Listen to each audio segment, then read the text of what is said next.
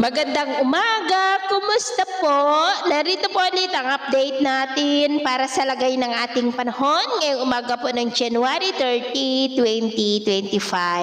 Sa ngayon po ay patuloy pa rin na malakas ang bugso ng hanging amihan at umiihip pa rin lalo na dito sa Northern at Central Luzon. Bahagya po yan na umangat at ang sinulan ngayon ay nandyan po sa may Southern Luzon at Visayas lalo na sa silangang bahagi at Easternist ngayon ang umiihip dyan sa may Mindanao. At sa ating long range forecast, consistent pa rin naman po na walang bagyo na namamataan na tatawid po dito sa ating kalupaan for the next 2 weeks, pero hindi pa rin inaalis ang posibilidad na may isang sama ng panahon o LPA na mabubuo sa silangan ng ating bansa sa susunod na mga araw at ang development pa rin ng mga yan ang ating babantayan. At sa lagay po ng ating panahon, ngayong madaling araw ay maayos pa rin ang panahon sa malaking bahagi ng bansa pero may tsansa pa rin ng mga isolated rain sa may Cagayan, Quezon, Apayao, Bicol Region, Marinduque, Romblon,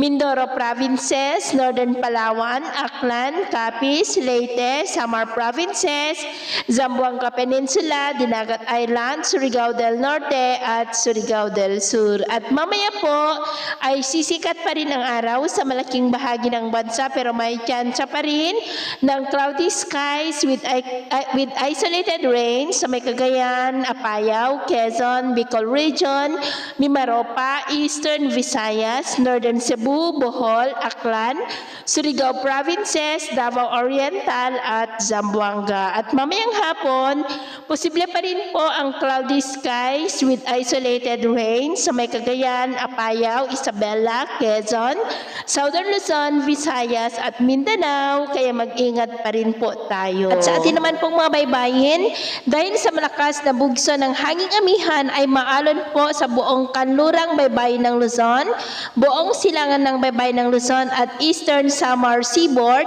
Northern Cagayan Seaboard, Babuyan Island Seaboard at Batanes Seaboard ng mga alon dyan ay posible po na aabot hanggang sa 1.5 to 4.5 meters height. Kaya hanggat maaari po, ay iwasan na muna natin ang papalaot dyan sa mga may kulay pula para mas makaiwas sa mga sakunang pangkaragatan.